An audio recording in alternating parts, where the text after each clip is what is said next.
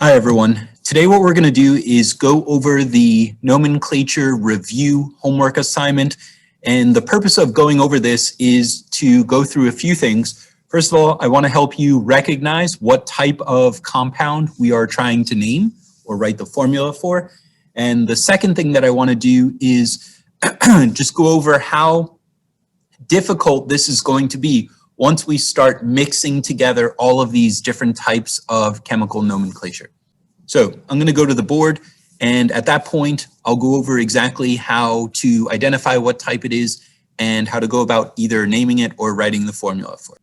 Okay, so up until now, we've been practicing naming and writing formulas one type at a time. And this is really going to be our first experience combining all of these different types and being able to identify which type you have just by looking at the name or the formula. So what I want to do is go through the several different types, 4 types that we had, and show you how you're going to identify each type. So for the first type, if we have something that is a simple binary,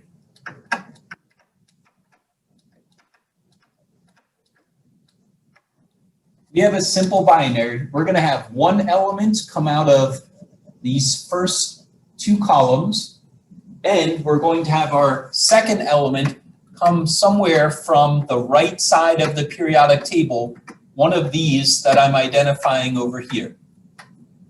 So if you notice, there might be a staircase on your periodic table.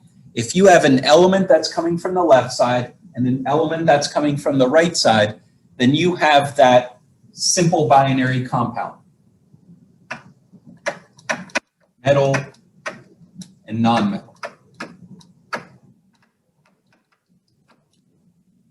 The second type that we're going to talk about involves divalents. These are the ones that could have multiple charges. There is a small box on the common ion sheet that tells you all of the divalents that you're going to be responsible for knowing. But just showing you on the periodic table, if you have an element that comes from anywhere in this middle portion of the periodic table, then you're dealing with a divalent cation.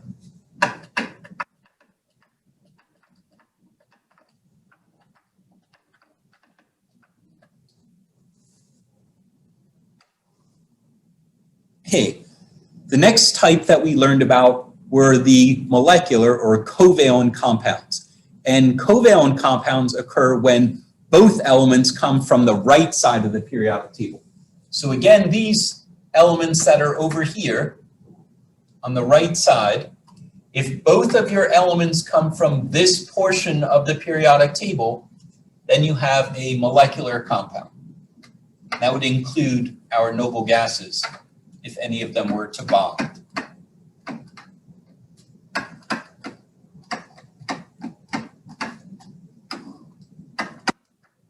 You have 2 nonmetals.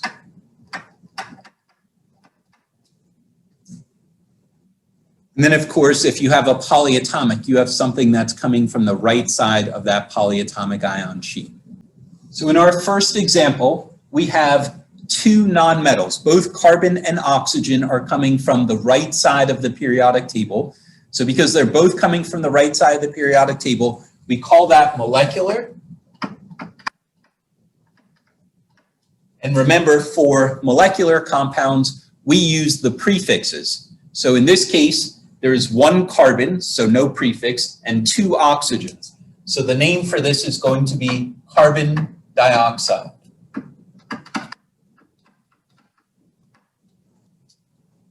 Now we have our second example. Calcium is from the first 2 columns on the periodic table. So there's nothing fancy about that. So we can just write down the word calcium. The second part is a polyatomic. So in this case, we're going to classify it as just a polyatomic. And we would look on the right side of that common ion sheet, and we would find SO4 is sulfate. So the name for this compound is going to be calcium sulfate. Okay, if we look at the third example here, the third example, we once again have 2 nonmetals, just like we had up here. So again, we're going to have a molecular compound. And in this case, no prefix on the first one because there's just one of them. So sulfur, full name, trioxide because there are 3 of them.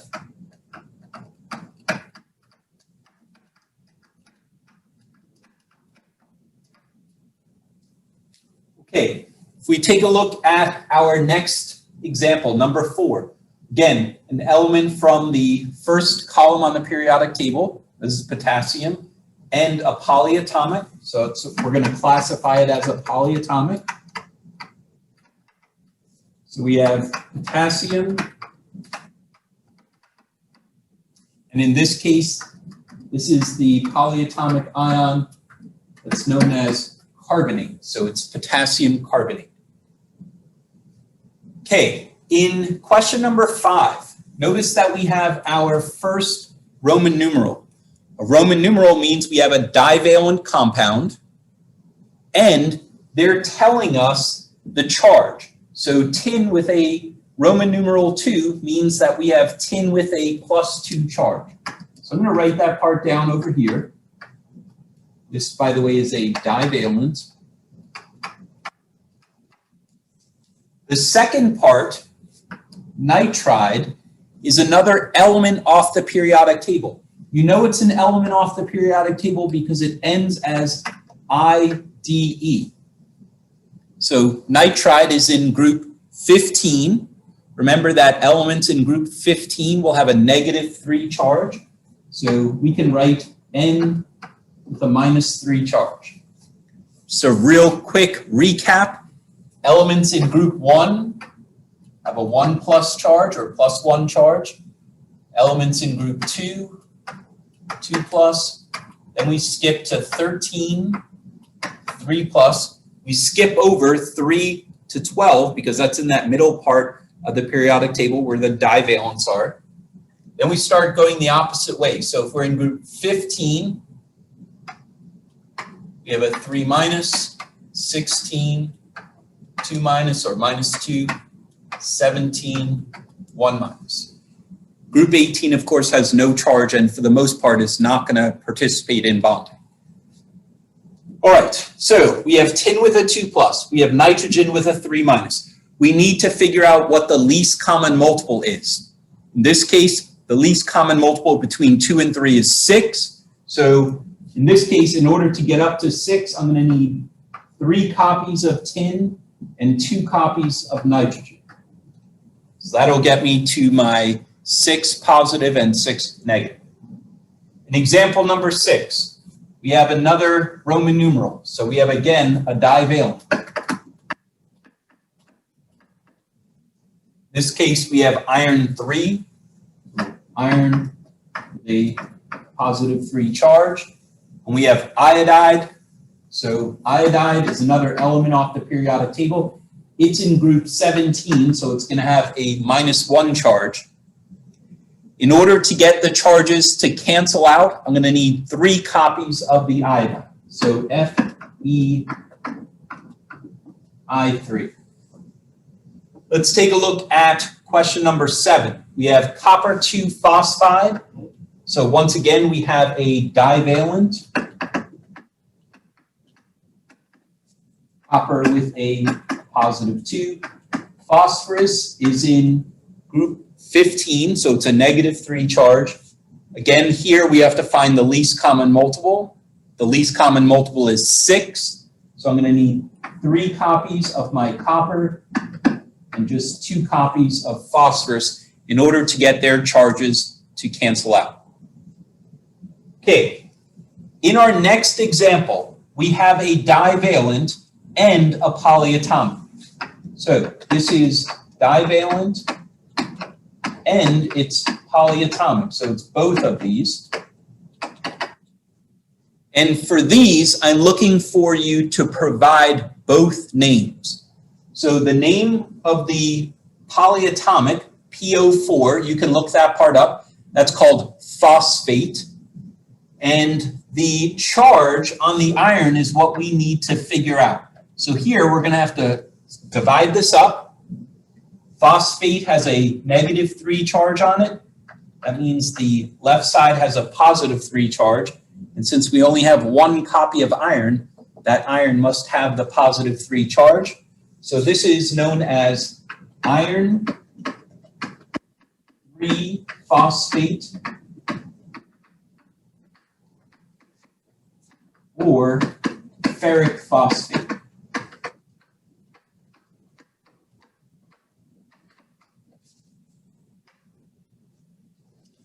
Okay, we have two more down here. So number 9, we have phosphorus and we have oxygen.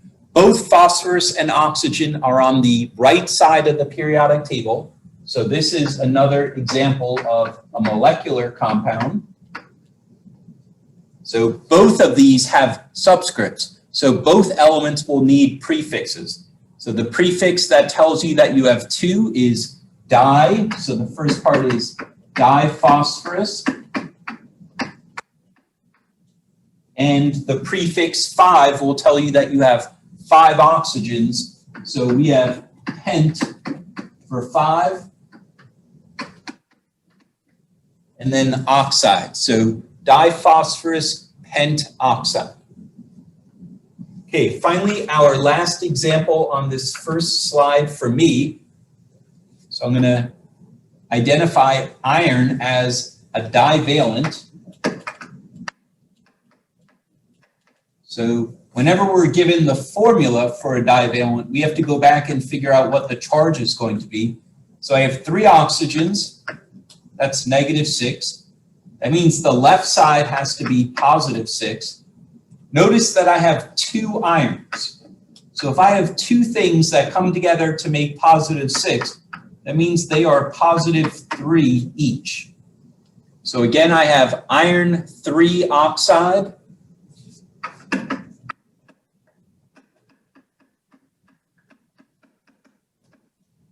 The other name for iron 3 is ferric oxide.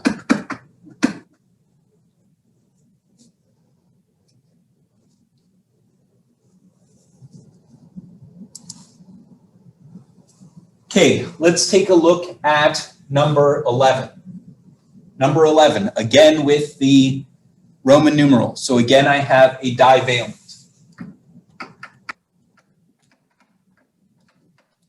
In this case, I have copper 1. So that's copper with a +1 charge. Oxide is an element off the periodic table, ends in IDE. It is in group 16 on the periodic table. So it has a -2 charge.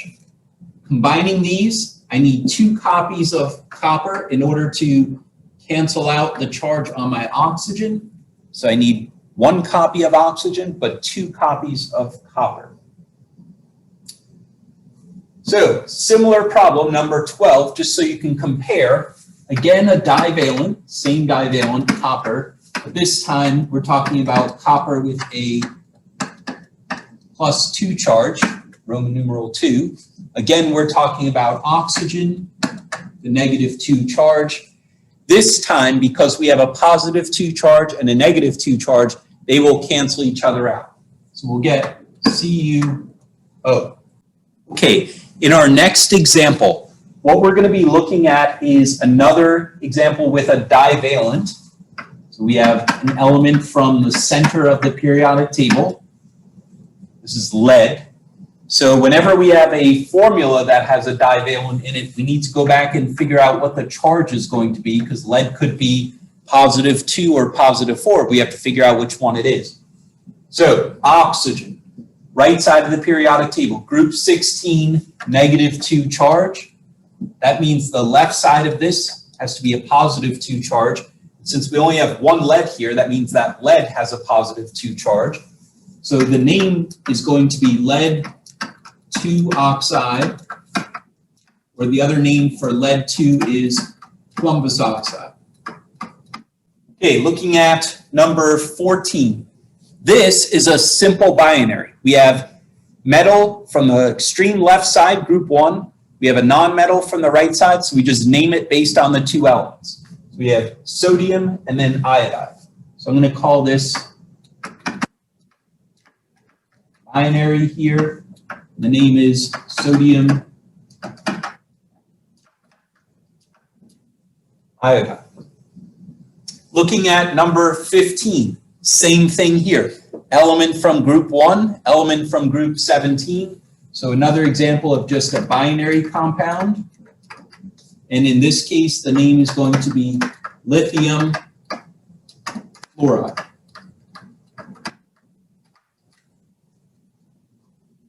Okay, 16, 17, 18, 19, and 20.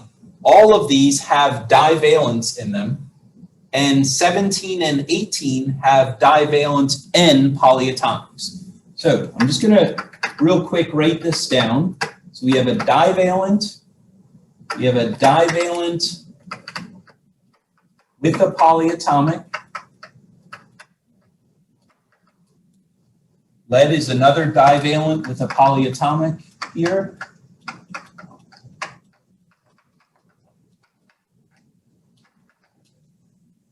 This is divalent with an element, divalent with an element. So these are just divalent.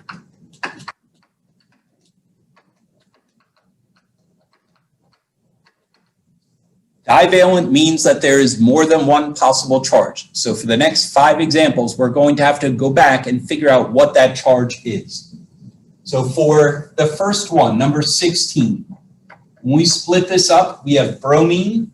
Bromine is in group 17 on the periodic table, so it has a -1 charge. There are 2 copies of it, so the right side overall is -2. That means the left side has to be +2, and there's only 1 copper giving us that +2, so it has to be copper 2 bromide.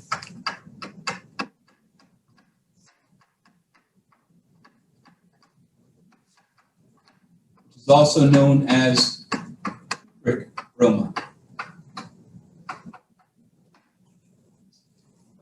The next one, this time we have a polyatomic. So we're still going to split it, but now we're going to look on our common ion sheet. This right here is the polyatomic phosphite. It has a -3 charge. There are parentheses around phosphite, which means I have more than one of them. In this case, you can see I actually have 4 of them. So 4 things with a -3 charge. That means I have a -12 charge on the right side. On the left side, I have a +12 charge because it has to cancel out.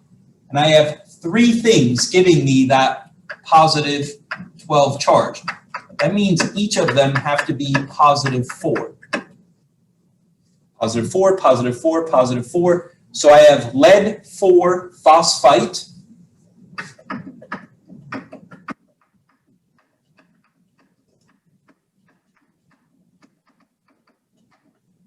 Also known as plumbic phosphite.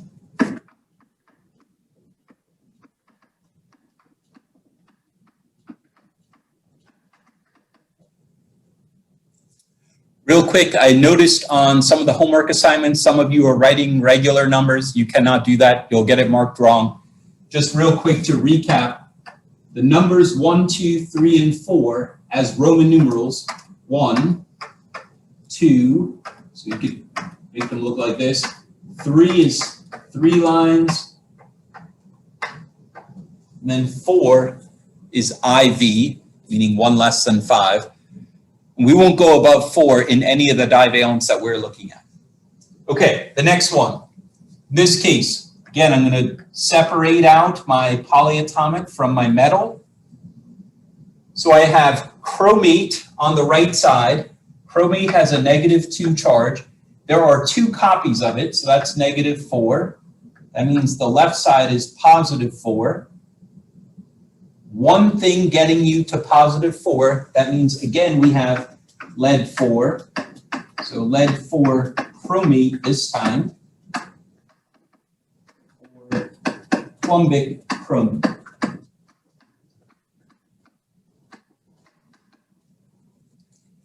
In our next example, this time we have a divalent without a polyatomic. So we're going to draw the same line down here, but I is an element on the periodic table. So we're not going to look on our common ion sheet. We're going to find what group it's in on the periodic table.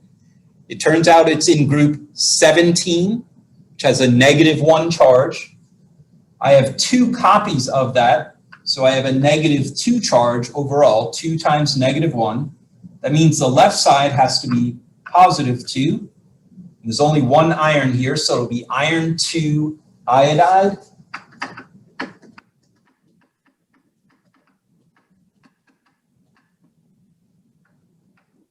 Or ferrous iodide.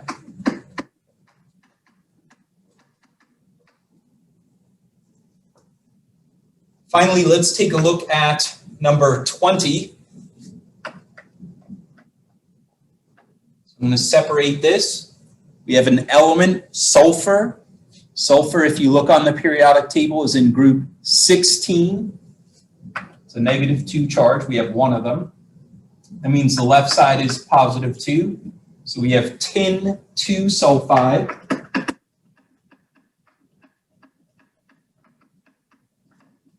Also known as stannous sulfide. So tin 2 sulfide or stannous sulfide.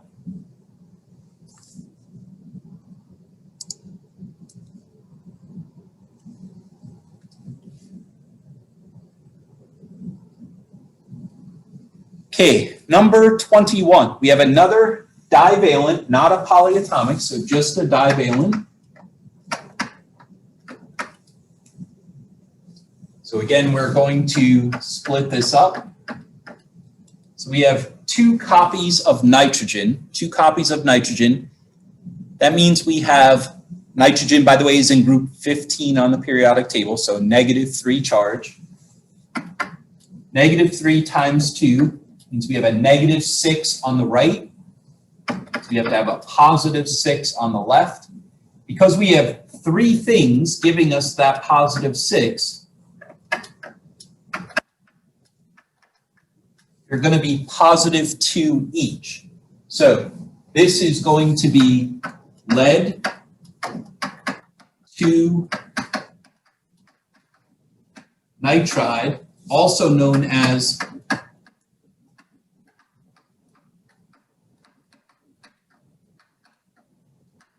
plumbous nitride. So lead 2 nitride, also known as plumbous nitride. Okay, the next 2, if you are in accelerated honors, I'm hoping that you watch the video on acids. So the next 2 will not occur on either the CCP exam or the honors level exam, but the next 2 components are, next 2 compounds rather, are acids. You know that because they begin with an H. They are both binary acids.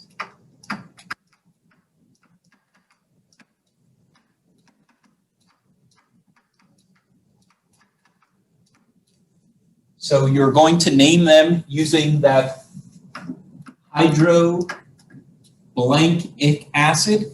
And in this case, it'll be hydrochloric acid. And for HI, it'll be hydroiodic acid. Okay, moving on. Number 24, sulfur trioxide. The fact that you see a prefix here, tri, tells you that you have a molecular compound. So no prefix on the first one, so that means we have just 1 sulfur. The prefix tri means we have 3 oxygens, so we have SO3. Problem 25, we have cupric. If it ends like this, cupric, that tells us that we have a divalent. So now you can go and look in that little box where the divalents are, and you'll find that cupric means that you have copper with a +2 charge. The second element is chloride. Chloride is in group 17 on the periodic table, -1 charge. In order to get those 2 to balance out, we need 2 copies of the chloride. So it's CuCl2. Next one, another divalent. This time it's with tin, so stannous. Go to your common ion sheet, you'll find out that stannous is tin with a +2 charge. Bromide, group 17 on the periodic table, -1 charge. We need 2 bromides in order to balance that out, so we get SnBr2. Next one, stannic. Again with tin, this time tin with a 4+. So another divalent. This time we have tin, but with a 4+. The second element is sulfide. So that's S with a -2 charge. I'll need 2 copies of the sulfur in order to balance out the tin. So S and S, 2 copies of that sulfur. Finally, for the last one, it starts with H. Again, we have an acid. This time we have a polyatomic acid. Again, this is for our accelerated honor students. So what you do is you look at the second part. This is carbonate.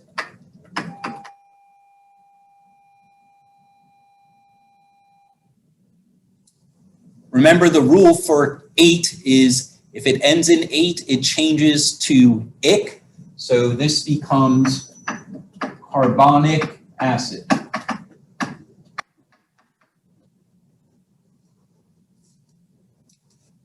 Okay, number 29.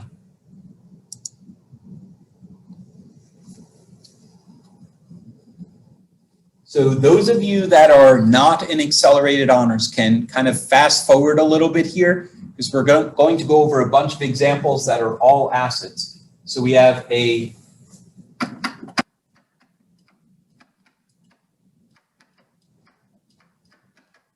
polyatomic acid, another polyatomic acid,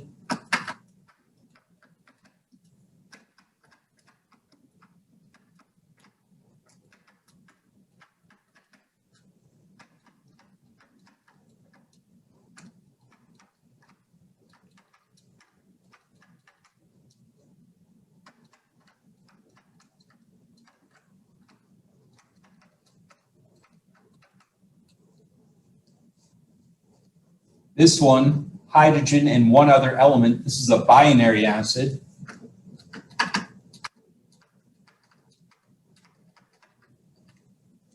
Followed by another polyatomic acid.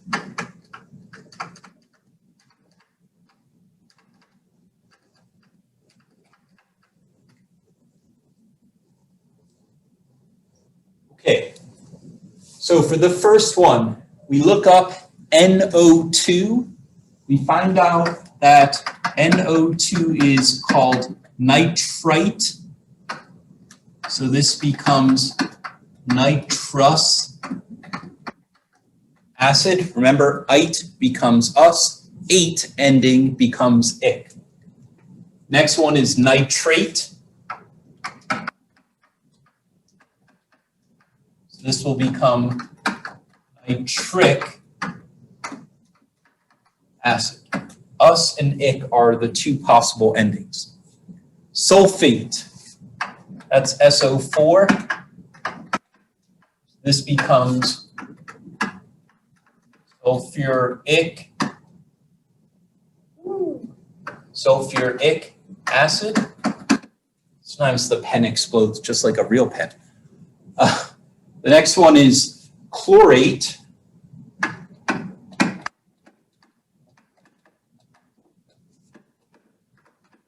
Again, it becomes ic, so it's chloric acid. This one is called acetate, so it becomes acetic acid. So the next one is a binary, HBr. Remember that for binaries, we're going to go back and use the hydroblankic acid. So in this case, it'll be hydrobromic acid.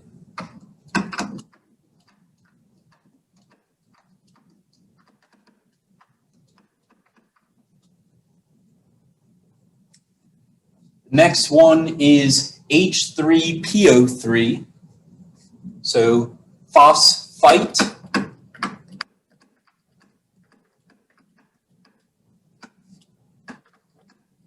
That's phos for us, OUS acid, ends in ite, changes to OUS.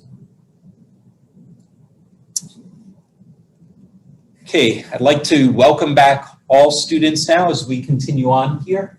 So our next example is plumbic nitride. So this is another divalent example. So plumbic means we have PV with a +4 charge. Nitride is a -3 charge. The least common multiple, which you have to find in this case, ends up being 12. So I need 3 copies of lead to get to 12. I need 4 copies of nitrogen in order to get to that positive 12 charge.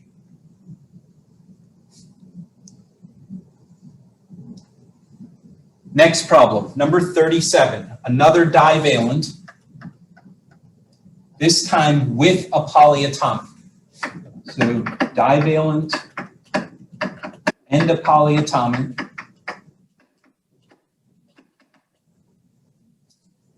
Notice the polyatomic does not have any parentheses, so there's only one copy of it. So if you look on your common ion sheet and find carbonate, carbonate has a -2 charge. There's one copy of it. It means the left side has to be +2. So I have iron 2 carbonate or ferrous carbonate.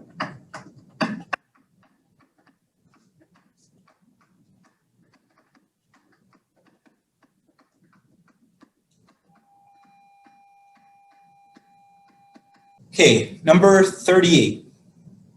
We have, this example is not one of the divalents that you're required to know. I just thought it was cool, and you'll see why in a second. So this is nickel 2 hydroxide. It's another divalent polyatomic.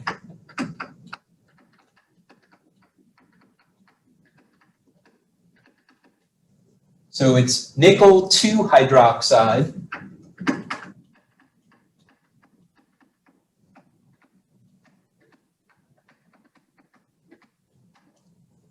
Nickel 2 ends up being the lower charge for nickel, so it is actually nickelous hydroxide.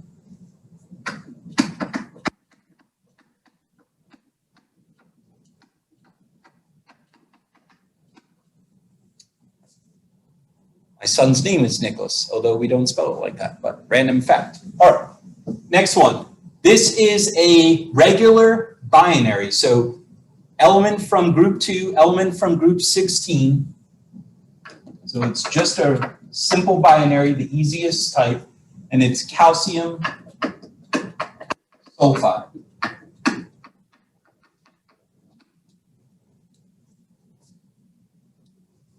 All right, hang in there, we're almost done. So for the next one, we have a divalent. Notice the Roman numeral. So in this case, lead 4, so Pb with a +4 charge. Chloride, that has a -1 charge, group 17. We put these two together. We need 4 copies of the chloride to balance that out. So we have PbCl4. Next one, potassium permanganate. This one is just a polyatomic. So we have potassium, that's an element that always has the same charge, group 1, K1 plus. Permanganate is MnO4 -1. +1 -1 drops out, so we have KMnO4. Next one, iron 3, another divalent here, and a polyatomic because it ends in 8.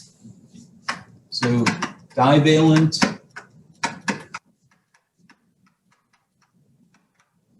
polyatomic.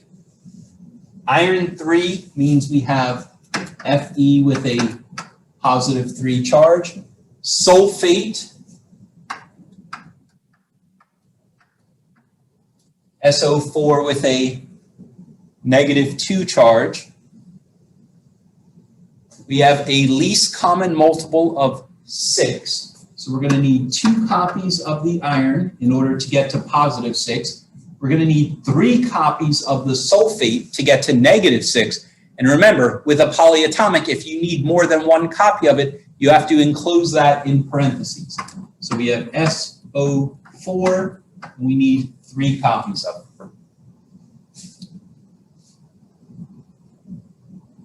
Okay, the next 2 are acids. They'll be quick, so don't go anywhere. Hydrofluoric acid, that's a binary acid. You know it's a binary acid because it begins with the prefix hydro. So that's hydrogen and fluoride. Put those together, we get HF. The next one is a polyatomic acid because it ends with ic and does not have a prefix. There's no hydro in front of it. So nitric means that it started off as nitrate. Remember, for acids that end with an ATE, they become IC, so it's nitric acid.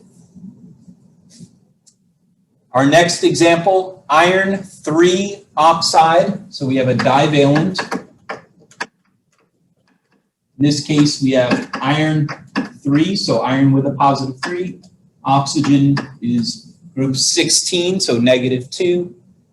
Put these 2 together, least common multiple is 6. I'm going to need 2 copies of iron, 3 copies of oxygen.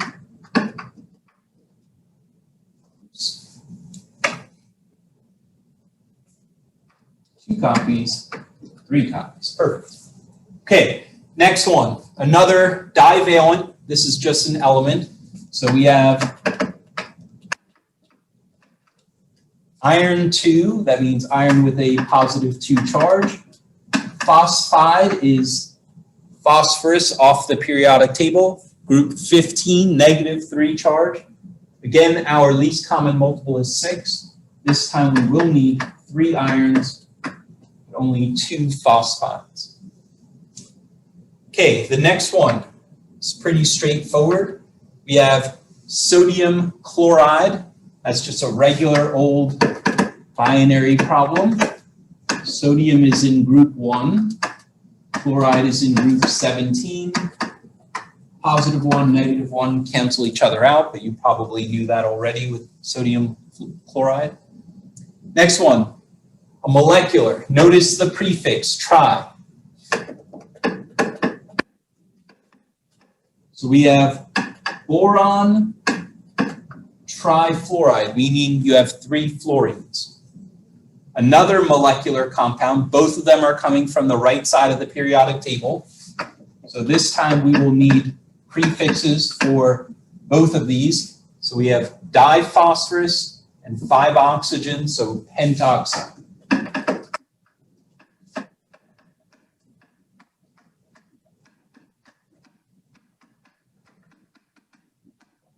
Okay, so that wraps it up for the review. If you still have questions after going through this, please consider stopping by for office hours or setting up an appointment with me on Calendly. Otherwise, I hope everyone has a great week. Good luck on your exam later this week, and please let me know if you have any questions. Bye, everyone.